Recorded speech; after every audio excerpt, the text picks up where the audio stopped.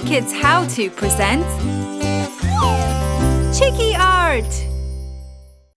Hey kids, this video is going to be so much fun! We're going to draw and paint a honeybee, starting with the antennae, then the oval-shaped body, and of course the stripes, and the wings.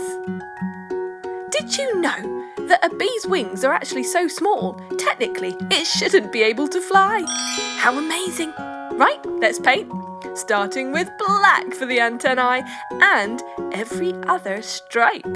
Do you know what a bee's antennae are used for? They're used for communicating. Isn't that amazing that bees communicate with each other? Right, we've gone for yellow next for the face, painting around those eyes. And of course, the remaining stripes will also be yellow.